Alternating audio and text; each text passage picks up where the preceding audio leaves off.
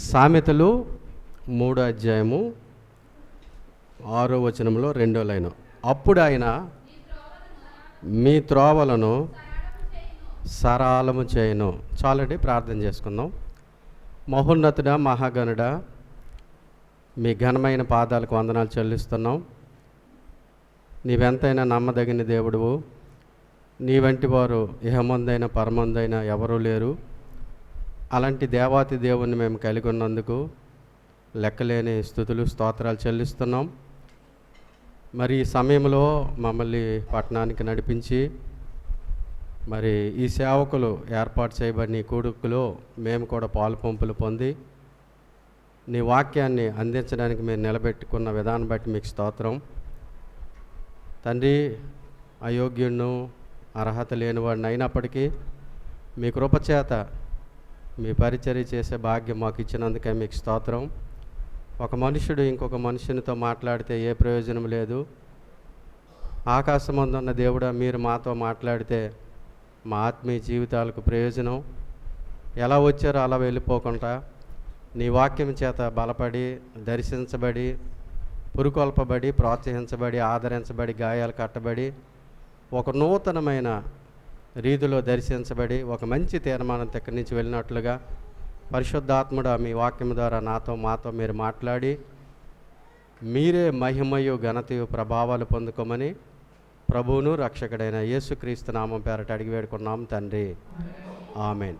మీ అందరికీ ప్రభువును రక్షకుడైన యేసుక్రీస్తు నామంలో అందరికీ వందనాలు. సమయం ఇచ్చిన దైవజనులకు ఇక్కడ ఉన్న దైవజనులు అందరికీ కూడా నా వందనాలు. నేను ఇక్కడికి రావడానికి ముఖ్య కారణం జాన్ బ్రదర్, మీకు తెలుసు అంట. ఆయన ద్వారా ఇక్కడికి రావడానికి దేవుడు సహాయం చేశాడు. ఏది ఏమైనప్పటికీ కొద్దిసేపు మీ మధ్య వాక్యం చెప్పడానికి దేవుడిచ్చిన అవకాశాన్ని బట్టి దేవునికి సమస్త మహిమ ఘనత ప్రభావం ఆయనకే చెల్లును గాక. ఈ సామెతల గ్రంథం 3వ అధ్యాయం 6వ వచనం 2వ లైన్ని మనం చదివాం. సామెతలు అనగా సొలొమోను మహారాజు రాశాడని మనందరికీ తెలిసిన సంగతే. కానీ ఇందులో మరికొంతమంది కూడా ఈ సామెతల గ్రంథాన్ని వ్రాశారు. అందులో ఎక్కువ సామెతలు ఈ సొలొమోను గారు రాశారు కాబట్టి ఈ గ్రంథానికి సామెతల గ్రంథమని పేరు ఆపాదించబడింది. అయితే సొలొమోను గారు 3000 సామెతలను వ్రాశారు. అయితే అందులో బైబిల్లో మనకి 1800 సామెతలు మాత్రమే ఈ గ్రంథంలో మనకి దొరుకుతాయి. మనందరికీ తెలిసిన విషయమే. సామెత అనగా చాలామంది మన వాడుక భాషలో పొట్టోడు గట్టోడు రోయ్ అంటారు. చెప్పండి, ఇది సామెత. చెప్పండి, ఇది ఏంటి? సామెత. కుక్క కాటుకి చెప్పు దెబ్బ అంటే దాని అర్థం ఏంటి? కుక్క కరిస్తే చెప్పుతో కొడితే తగ్గుతుందని కాదు. అంటే అలా మాట్లాడితే నీకు అలాంటి పరిస్థితి ఎదురవుతుంది దాని ఉద్దేశం. అలాగే అన్నీ ఉన్న ఆకు అణిగి మెనిగి ఉంటుందట, ఏమీ లేని ఆకు ఎగిరెగిరి పడతాయి. ఇవన్నీ ఏంటి? సామెతలు. ఆ సామెతల్ని ఈ సామెతలుగా అందరికి అర్థమయ్యేటట్లుగా సొలొమోను ఈ యొక్క గ్రంథాన్ని గ్రంథస్థం చేశాడు. ఏమనంటే మీ త్రోవలు సరళం చేయబడతాయి. అంటే నేను ఇదే వాక్యాన్ని ఒకసారి ఆంధ్రాలో చెప్తే ఆయనకి 15 నిమిషాల వరకు త్రోవలంటే ఆయన వెళ్ళే త్రోవ అనుకోండి. ఆయన అంటే మామూలుగా రోడ్లు ఉంటాయి కదండి, సిమెంట్. అంటే నాకు దేవుడు అక్కడ నేను వేరే దూర ప్రాంతంలో ఏజెన్సీ ప్రాంతంలో నాకు జాబ్ వేశారు ప్రిన్సిపల్గా. ఒకవేళ అది నేను వదులుకుందామంటే జాబు డబ్బులు ఎక్కువ వస్తాయి. అక్కడికి వెళ్దామంటే కారు సదుపాయం లేదు, 2 వీలర్ కూడా వెళ్ళదు. కానీ దేవుడు ఈ సేవకుడి ద్వారా మాట్లాడేది అక్కడ ఏదైనా గవర్నమెంట్ వారు ఏదైనా రోడ్డు వేస్తాడేమో అనుకున్నాడు ఆయన. తర్వాత వాక్యం విన్న తర్వాత ఆ రోడ్డు కాదు ఈ రోడ్డు అని తెలుసుకున్నాను. సరే, మీరు కూడా అలాగా అనుకునే అవకాశం ఉంది కాబట్టి చెప్పాను. ఇది సామెతలు అనగానే ఇది ఒక సామెత అనమాట. మీ త్రోవలు సరళం చేయబడతాయి అంటే అర్థం ఏంటంటే ప్రతి ఒక్కరు మన జీవితంలో ఒక గమ్యం గుండా వెళ్తాం, ఒక త్రోవ గుండా. మనం వెళ్తున్న త్రోవలో ఎన్నో ఆటంకాలు వస్తాయి, ఎన్నో ఎదురు దెబ్బలు తగులుతాయి, ఎన్నో ఇబ్బందులు వస్తాయి, ఎన్నో కడగండ్ల గుండా వెళ్తాం, ఎన్నో కన్నీళ్ళ మధ్య వెళ్తాం, ఎన్నో అవమానాల గుండా వెళ్తాం, ఎన్నో ఇబ్బందులు గుండా వెళ్తాం, ఎన్నో సమస్యలు చుట్టుముడతాయి. మనం వెళ్తున్న త్రోవ కొన్నిసార్లు మనకు కనబడదు. ముందుకు వెళ్ళాలో వెనక్కి రావాలో అర్థం కాని పరిస్థితులు.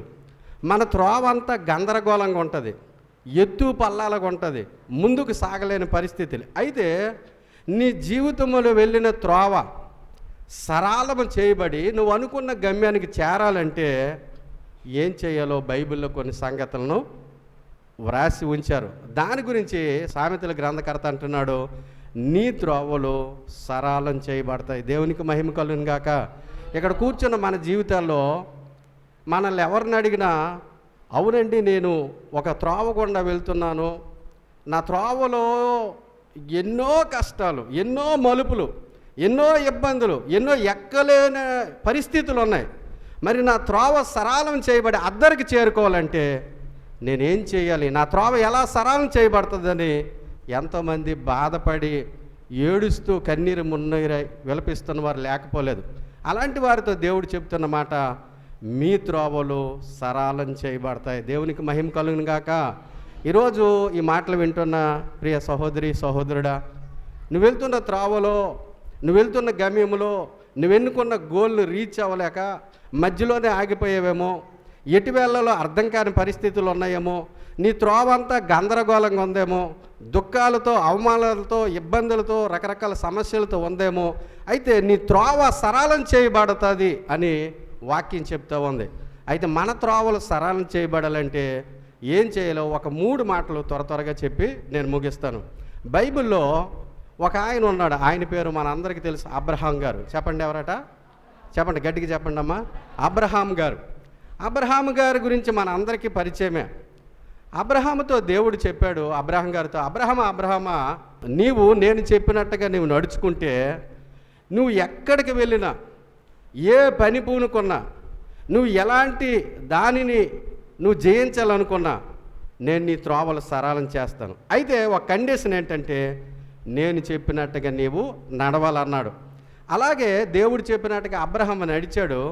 అబ్రహాము నడిచినప్పుడు దేవుడు ఏం వాగ్దానం చేశాడంటే, అబ్రహాము నడవకముందే, ఇదిగో నువ్వు అనేకులకు జనములకు తండ్రిగా ఉంటావు, నీవు ఈ భూలోకానికి ఆశీర్వాదానికి కారకుడిగా ఉంటావు, నీవు మరి జనములకు తండ్రిగా ఉంటావు, నువ్వు ఏ దిక్కుకి వెళ్తే ఆ దిక్కుని నేను ఆశీర్వదిస్తాను, నిన్ను గొప్ప చేస్తాను, నీ నామాన్ని గొప్ప చేస్తాను, నీ గర్భములో నుండి అనేకమైన వంశాలు వస్తాయి, వాటిని నేను దీవిస్తాను, నువ్వు ఎవరినైతే దీవిస్తావో వారిని నేను దీవిస్తాను, ఎవరినైతే శపిస్తావో వారిని శపిస్తానని దేవుడు అబ్రహాము గారికి వాగ్దానం చేశాడు.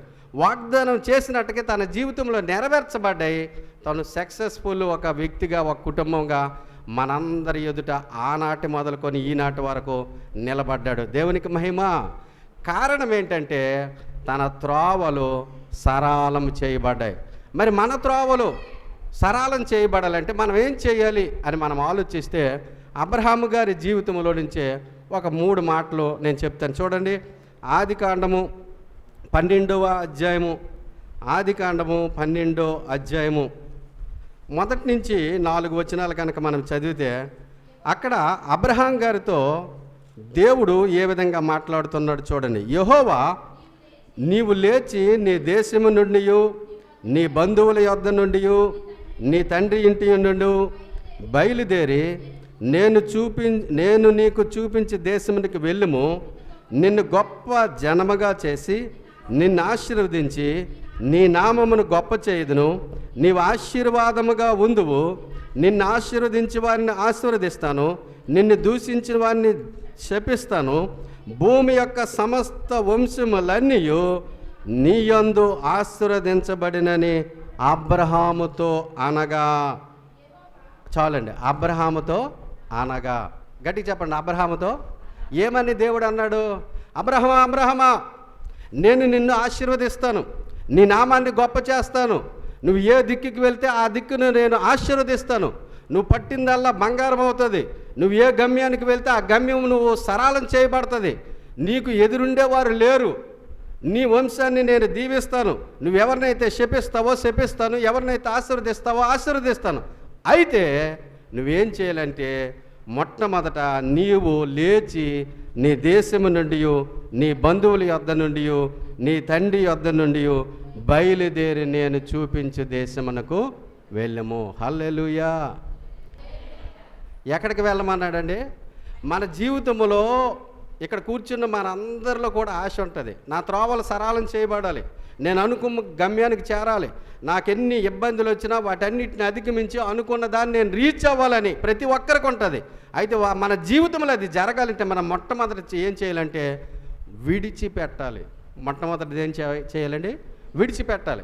అబ్రహాముతో దేవుడు చెప్పాడు, అబ్రహామా, ఈ వాగ్దానం నీ జీవితంలో నెరవేర్చబడాలంటే, నీ త్రోవలు సరళం చేయబడాలంటే, నువ్వు అనుకున్న గమ్యానికి చేరాలంటే, నువ్వు దీవెనతో ఉండాలంటే, నీ వంశములు దీవింపబడాలంటే, నీ నామము గొప్ప చేయబడాలంటే నువ్వు చేయవలసింది ఒకటి ఉంది. దాన్ని నువ్వు విడిచిపెట్టాలి. ఏంటి అంటే, నువ్వు బంధువులు ఇంటి నుండి, నీ యొక్క దేశము నుండి, నీ తండ్రిని ఇంటి నుండి నువ్వు బయటకు వచ్చి నేను చూపించే దేశానికి వెళ్ళు అన్నాడు. అబ్రహాం గారు ఏమన్నాడండి? అబ్బే దేవుడా, నాకు దీవెన కావాలి కానీ ఇవన్నీ ఎక్కడవుతాయి? నా ఊరిని వదిలి, నా పట్టణాన్ని వదిలి, నా స్థితిని వదిలి నేను ఎలా వెళ్ళగలను అని అబ్రహాం అనలేదు. అబ్రహాం ఏం చేశాడంటే, దేవుడు ఏదైతే అబ్రహాముతో చెప్పాడో దేవుడు చెప్పిన యావత్తు అబ్రహాము చేశాడు. దేవునికి మహిమ కలుగును గాక. అందుకే అబ్రహాము త్రోవలు సరళం చేయబడ్డాయి. హల్లెలూయా. మన త్రోవలు సరళం చేయబడాలంటే, దీవెనకరంగా ఉండాలంటే, మన నామం గొప్ప చేయబడాలంటే, నువ్వు ఏ దిక్కుకి వెళ్ళినా, ఏ ప్రయత్నం చేసినా, ఏ పనిలో పూనుకున్నా ఆ పనిలో నువ్వు విజయం సాధించాలంటే మనం చేయవలసింది ఏంటో తెలుసా? విడిచిపెట్టవలసింది విడిచిపెట్టాలి. ఏదైతే విడిచిపెట్టమన్నాడో దేవుడు అది విడిచిపెట్టాలి. నువ్వు మందిరానికి వచ్చి ఎన్ని సంవత్సరాలు అవుతుంది? దేవుని నమ్మి ఎన్ని సంవత్సరాలు అవుతుంది? దేవుడు ఎన్నోసార్లు నీతో మాట్లాడాడు, దేవుని సేవకుల ద్వారా ఎన్నోసార్లు దర్శించాడు. కానీ నీ జీవితంలో విడిచిపెట్టవలసింది విడిచిపెట్టావా? అబ్రహాము ఏదైతే దేవుడు వదిలేమని చెప్పాడో అది విడిచిపెట్టాడు. అబ్రహాము జనములకు తండ్రిగా ఉన్నాడు. దేవునికి మహిమ కలుగును గాక. మన జీవితంలో మన త్రోవలు సరళం చేయబడాలంటే మనము కూడా విడిచిపెట్టాలి. ఆమేన్ చెప్పండి. హల్లెలూయా.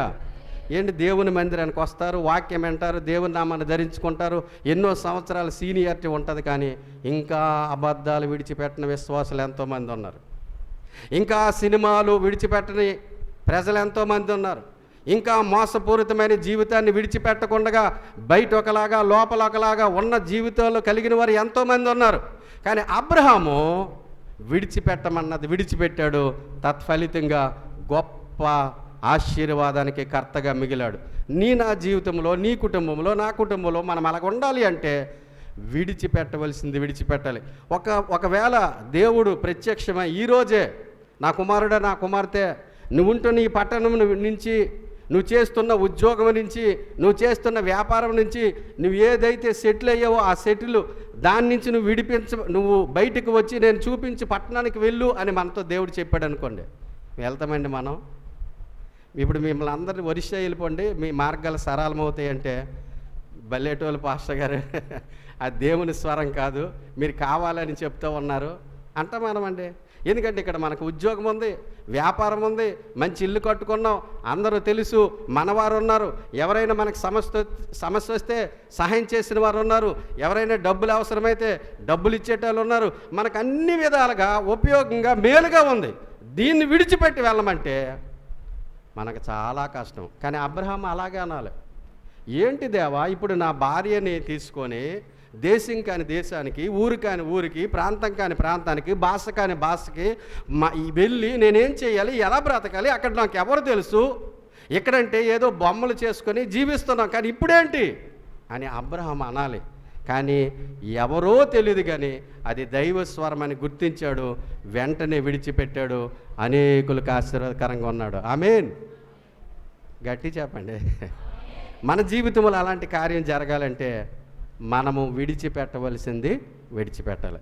అందుకే బైబిల్లో మీరు తీయొద్దు కానీ వినండి, ఎఫెసీ రాసిన పత్రిక 4:20-22 వచనాలు చూస్తే, మీ పాత స్వభావాన్ని, మీ ప్రాచీన స్వభావాన్ని నువ్వు వదులుకోవాలి. నీ పాత స్వభావాన్ని వదులుకోవాలి.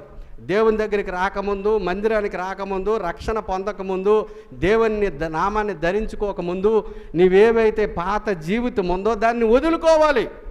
ఇంకా నువ్వు అది కొనసాగించి, ప్రభువా నా ప్రార్థన ఆలకించవా, నా కన్నీరు తొడవా, నేను ఉపవాసం ఉన్నానని నువ్వు ఎన్ని రోజులు ప్రార్థన చేసినా, ఎన్ని గంటలు ప్రార్థన చేసినా, ఎంత భక్తి ప్రదర్శించినా నీ మార్గాలు సరళం చేయబడవు. నువ్వు అనుకున్న గమ్యానికి చేరలేవు. నీ మార్గంలో, నీ గమ్యంలో, నీ త్రోవలో ఎక్కడ చూసిన ముళ్ళు కంపలు, అడ్డులు, ఆటంకాలు, ఎత్తుపల్లాలు. కారణం ఏంటంటే నువ్వు ఇంకా విడిచిపెట్టవలసింది విడిచిపెట్టలేదు. ఇంకా నువ్వు ఏదైతే దేవునికి ఇష్టం కాదో దాన్ని వదిలేలేదు. కాబట్టి నీ జీవితంలో త్రోవలు సరళం చేయబడలేదు. మార్కు సువార్త 10వ అధ్యాయంలో మనం చూస్తే గుడ్డివాడు ఎప్పుడైతే యేసు ప్రభు వారు పిలిచాడో వెంటనే తన బట్ట, తనకు జీవనాధారమైన పాత బట్టను ఏం చేశాడండి? విడిచిపెట్టాడు. ఎప్పుడైతే పాత బట్ట విడిచిపెట్టాడో వెంటనే తనకు స్వస్థత వచ్చింది. దేవునికి స్తోత్రం. మరి సమరయ స్త్రీ, యోహాను సువార్త 4వ అధ్యాయంలో మనం చూస్తే సమరయ స్త్రీ తన కుండను విడిచిపెట్టింది, గొప్ప రక్షణ పొందింది, తన పాత జీవితాన్ని విడిచిపెట్టింది. ఈ మాటలు వింటున్న నీ జీవితంలో నీ పాత స్వభావాన్ని, నీ పాత ఆలోచనలు, నీ పాత తలంపులు, నీ పాత జీవితం, నీ రహస్య జీవితం దేవునికి తెలియకుండా, సంఘానికి తెలియకుండా, కుటుంబానికి తెలియకుండా ఏదైతే నీ పాతదుందో దాన్ని నువ్వు విడిచిపెడితే ఖచ్చితంగా, నిశ్చయంగా నువ్వు అనుకున్న త్రోవలు సరళం చేయబడి నువ్వు అనుకున్న గమ్యానికి చేరుతావు. ఒక దైవజనుడంట 10,000 సంఘం. ఎంతమంది చెప్పండి? చాలా సంవత్సరాలు కష్టపడి కన్నీరు కాచి తినక సంఘాన్ని కట్టాడు. 10,000 మంది జనాభా అయ్యారు. ఆ సంఘము చాలా అద్భుతంగా రాణిస్తూ ఉంది. అన్ని మీటింగులు జరుగుతున్నాయి, చాలా ఉల్లాసిస్తూ ఉన్నారు, బాగా ఉంది. కానీ ఒకరోజు దేవుడు మాట్లాడి ఆ సేవకుడితో చెప్పాడంట, నీవెక్కడి నుంచి నేను చూపించు ఒక ఊరికి వెళ్ళి అన్నాడంట. ఆ ఊరు వెళ్ళి చూస్తే మొత్తం టోటల్ కలిపి 100 మంది కూడా లేరట. 100 ఇల్లు కూడా లేవు. ఎన్ని ఇల్లు లేవండి? 100 ఇల్లులు కూడా లేవు. దేవుడు అంత పెద్ద సంఘాన్ని, 10,000 మంది సంఘాన్ని వదిలి, నేను అంత కష్టపడి అంత సంఘాన్ని కట్టి, దేవుని మందిరాన్ని కట్టి, ఎన్నో ఆత్మల రక్షణ పొందితే, నా ద్వారా దేవుడు రక్షిస్తే, ఈ చిన్న ఊరికి వచ్చి నన్ను సేవ చేయమంటాడు ఏంటని అలాగనుకొని బాధపడుతున్నప్పుడు దేవుడు మరలా మాట్లాడాడంట, నీ వెళ్ళు, నేను గొప్పగా నిన్ను ఆశీర్వదిస్తానని. ఆ రోజు ఒకరోజు ఆదివారం వచ్చింది, ప్రసంగం అంతా అయిపోయిందట. సంఘం అంతటికి ప్రకటన చేశాడట, మీ అందరికీ ఒక ప్రకటన, నేను వచ్చే నెల, వచ్చే ఆదివారం నుండి ఇక్కడ నేను వాక్య పరిచర్య చేయను. ఎందుకంటే నాకు దేవుడు చెప్పాడు ఫలానా ఊరికి వెళ్ళమని. 10,000 మంది సంఘం అంటే అందులో IPSలు ఉన్నారు, IASలు ఉన్నారు, డాక్టర్లు ఉన్నారు, పెద్ద పెద్ద స్కాలర్స్ ఉన్నారు. అలాంటి సంఘాన్ని వదిలి ఎవరైనా వెళ్తారండి? అది దేవుని మాట నమ్ముతామా? కానీ ఆ దైవజనుడు మాట నమ్మాడు. దేవుని చిత్తం ఏమిటో, దేవుని ఉద్దేశం ఏంటని నమ్మాడు, ప్రకటన చేసాడు, వెళ్ళాడు. అయితే సంఘంలో ఉన్న పెద్దలు అందరూ కూడా, అసలు పాస్టర్ గారు అలా నిర్ణయం తీసుకోవడానికి ఏంటి కారణం? ఆ ఊరు ఏముంది, అసలు ఆ ఊరిలో ఏముంది, అసలు ఎంత జనాలు ఉన్నారని ఆ సంఘ పెద్దలు వెళ్ళి చూస్తే పట్టుమని 100 ఇల్లు కూడా లేవంట. జనాభా చాలా తక్కువ. కానీ ఆ ఊరికి పాస్టర్ గారు వెళ్ళటానికి నిశ్చయించుకున్నాడంట. సంఘ పెద్దలు చెప్పారట, అయ్యా మీరు ఎంత గొప్ప సంఘాన్ని వదిలి మీరు పొరపాటు పడుతున్నారు, వెళ్ళొద్దు అంటే, లేదు దేవుడు నాతో స్పష్టంగా మాట్లాడాడు, నేను ఖచ్చితంగా వెళ్తానని చెప్పాడంట. 10,000 సంఘం వదిలి అక్కడికి వెళ్ళాడంట. కానీ దేవుడు తర్వాత రోజుల్లో తెలిసింది, ఈనాడు ప్రతి సేవకుడు ఇక్కడ నిలబడి వాక్యం చెప్తున్నాడంటే ఆయన ప్రేరణే. దేవునికి మహిమ కలుగును గాక. ఎన్నో వ్యాఖ్యాన గ్రంథాలు రాశాడు. దాని ద్వారా ఎంతోమంది సేవకులు వేల కొలది, లక్షల కొలది ప్రజలకు వాక్యాన్ని అందిస్తున్నారు. కనుక మన జీవితంలో విడిచిపెట్టవలసింది విడిచిపెడితే, దేవునికి అయిష్టమైనది నువ్వు వదిలేస్తే నీ త్రోవలు సరళం చేయబడతాయి. అంతవరకు నువ్వు ఎక్కడికి వెళ్ళినా జయం పొందలేవు, ఎక్కడికి వెళ్ళినా నెమ్మది పొందలేవు, ఏ పనిలో తలపెట్టినా సక్సెస్ కాలేవు. కారణం ఏంటంటే నీ త్రోవలు సరళం చేయబడలేదు, నీ త్రోవల్లో ఆటంకాలు ఉన్నాయి, నీ త్రోవలో ఇబ్బందులు ఉన్నాయి, నీకు దారి రాని పరిస్థితులు ఉంది. కారణం ఏంటంటే అబ్రహాము గారిలాగా విడిచిపెట్టవలసింది నీ జీవితంలో విడిచిపెట్టట్లేదు. ఈరోజు అయినా ఈ మాటలు విన్నా నీవు విడిచిపెట్టవలసింది విడిచిపెడితే నా దేవుడు నీ జీవితంలో నీ త్రోవలు సరళం చేయబడి అద్దరికి వెళ్తావు. దేవునికి మహిమ కలుగును గాక. గడికి చెబుతాము హల్లెలూయా, హల్లెలూయా, హల్లెలూయా. అది మొదటిది. రెండోదిగా ఎదురు చూశాడట. రెండోది ఏం చేశాడండి? అబ్రహాం గారు ఉత్తిగా జనములకు తండ్రి అయిపోలేదు. అబ్రహాముతో దేవుడు అంటాడు, నీవు నా స్నేహితుడు అన్నాడు. ఎవరండి? దేవుడే నా స్నేహితుడు అన్నాడు. ఒక మనిషిని, ఒక మానవుణ్ణి, సృష్టికర్త అయిన దేవుడు, పరిశుద్ధుడు, ఆకాశము భూమి పట్టజాలన దేవుడు, అబ్రహామా నా స్నేహితుడు నీకు చెప్పకుండా ఏమైనా దాస్తానా అన్నాడు. మీరు బైబిల్లో నూతన నిబంధన మీరు చూస్తే మొట్టమొదట అబ్రహాము గారి నుంచే ప్రారంభమవుతుంది. అంటే దేవుడు అబ్రహాం గారికి ఎంత ఆధిక్యత ఇచ్చాడు చూడండి. మరలా మరి పరదేశంలో చూస్తే అబ్రహాము రొమ్ము అని వ్రాయబడి ఉంటుంది. ఎవరి రొమ్మట? అబ్రహాము రొమ్ము. సమస్త వంశములని ఇప్పుడు మన తండ్రి, మన పితరుడు ఎవరంటే ఏం చెప్తాం మనం? అబ్రహాము. మన తండ్రి ఎవరండి? మన తల్లి ఎవరు? శారమ్మ.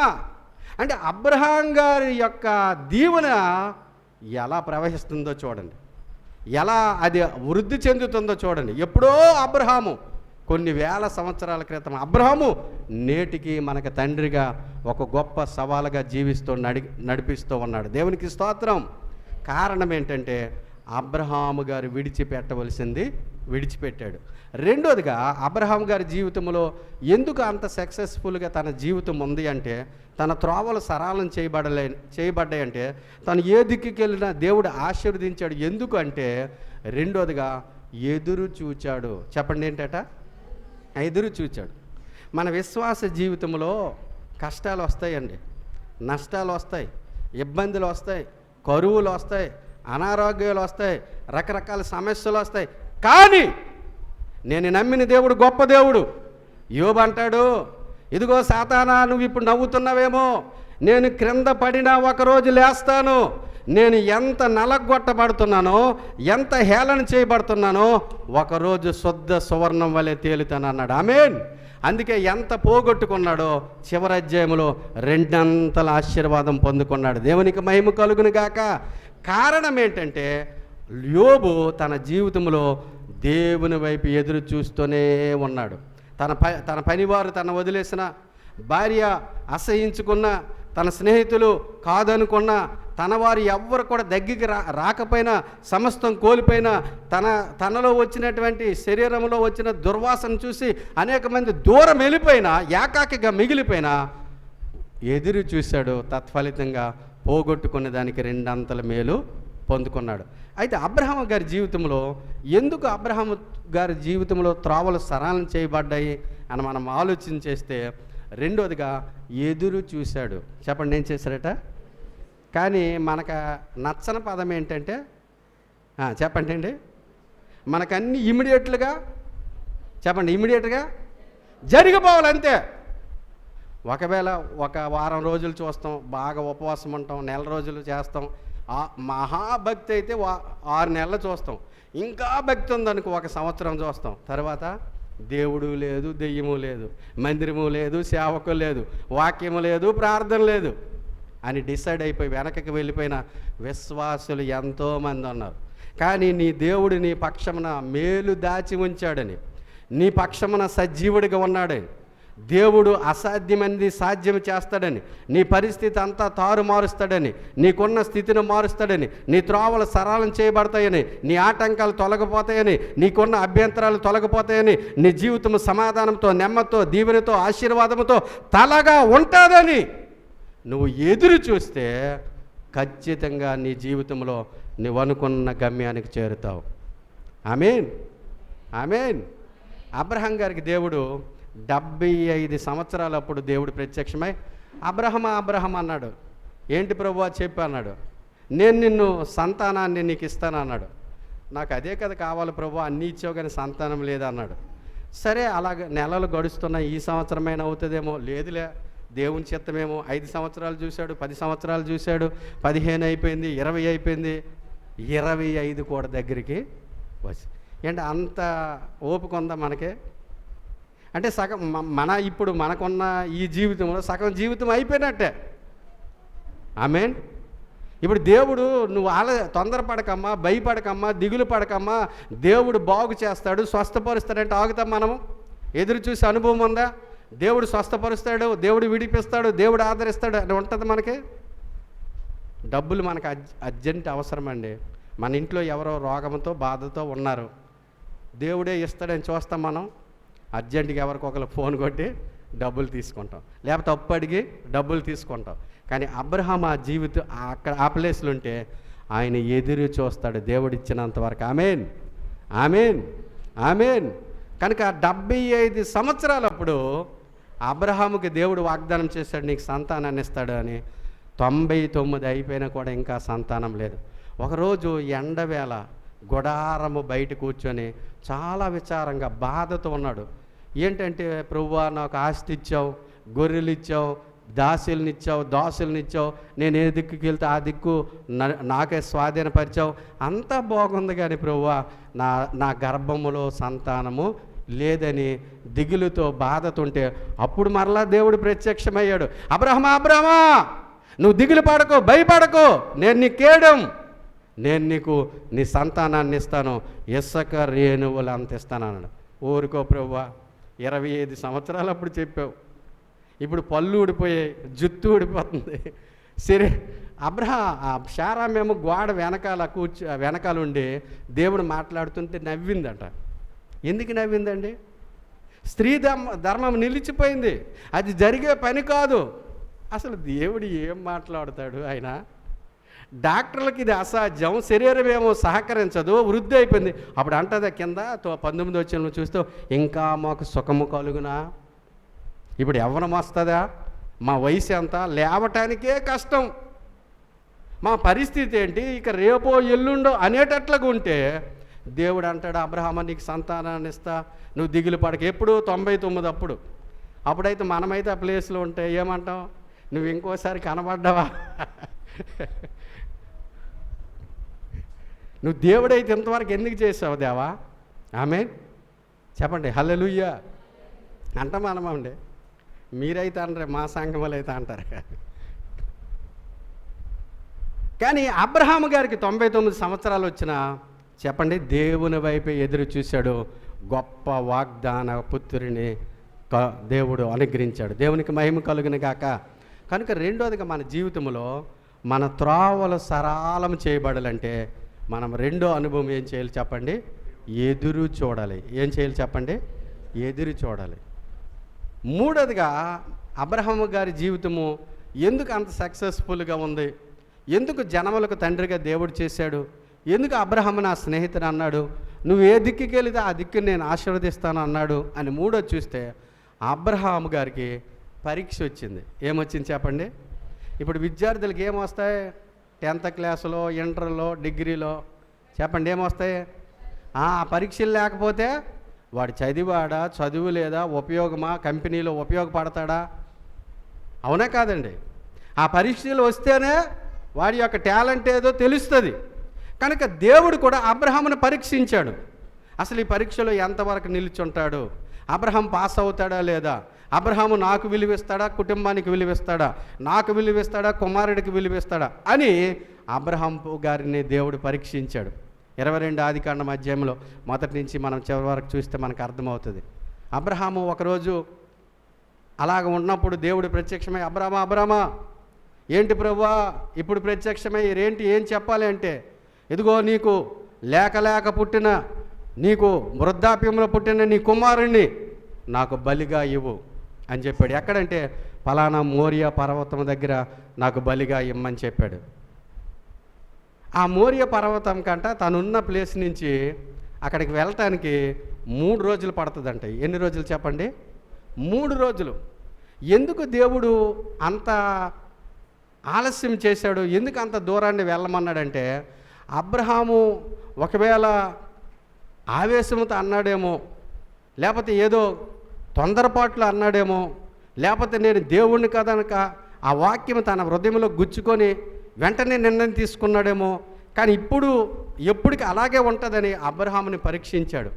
మొదటి రోజు అదే విశ్వాసం, రెండో రోజు అదే విశ్వాసం, మూడో రోజు అదే విశ్వాసం. తన కొడుకుని బలి ఇవ్వటానికి ఏమాత్రం కూడా వెనక తీయలేదు. దేవునికి మహిమ, హల్లెలూయా. ఎప్పుడైతే కొడుకుని బలి ఇవ్వటానికి కత్తి ఎత్తాడో, అబ్రహమా, ఇందువలన నీవు నాకు భయపడువాడువని నేను ఎరుగుదునని అబ్రహామును ఆశీర్వదించినట్టుగా మనం చూస్తాం. కనుక మన జీవితంలో మన త్రోవలు సరళం చేయబడాలంటే అనేకమైన పరీక్షలు వస్తాయి. అనేకమైనటువంటి దేవుడు ఒక్కొక్కసారి మన విశ్వాసాన్ని పరీక్షిస్తాడు. ఆ పరీక్షలో మనం నిలుచొని ఆ పరీక్షలో పాస్ అయితే ఖచ్చితంగా నిశ్చయంగా నువ్వు అనుకున్న గమ్యానికి చేరుతావు. అబ్రహాము గారిలాగా ఒక సక్సెస్ఫుల్ జీవితాన్ని నువ్వు అనుభవించి అనేకులకు మాదిరికరంగా ఉండటానికి దేవుడు కృప చూపుతాడు. దేవునికి మహిమ కలుగును గాక. చాలామంది చూడండి తీర్మానాలు చేసుకుంటారు. దైవజనులు ఆత్మచేత మాట్లాడినప్పుడు, లేకపోతే జనవరి 1 ప్రత్యేకమైన కొడుకులు, ఈ రోజు నుంచి నేను సినిమాలు చూడను, ఈ రోజు నుంచి నేను త్రాగను అని నిశ్చయించుకుంటారు. ఆ మొదటి రోజు బాగే ఉంటారు. రెండో రోజు కాస్త అరే నిన్న నేను వాగ్దానం చేశాను కదా దేవునికి, కనుక ఈ రోజు నుంచి అలాగ చేయనని అంటారు. కానీ మూడో రోజు వచ్చేసరికి మాత్రం ఆ వాగ్దానం అక్కడ పక్కకి పెట్టి వాళ్ళు ఏం చేస్తారండి, మరలా పాత జీవితానికే వెళ్ళిపోతారు. కానీ అబ్రహాము పరీక్షలో నిలిచున్నాడు. దేవునికి మహిమ కలుగును గాక. కనుక మన జీవితంలో మన త్రోవలు సరళం చేయబడాలంటే మొదటిది విడిచిపెట్టవలసింది విడిచిపెట్టాలి. రెండోదిగా ఎదురు చూడాలి.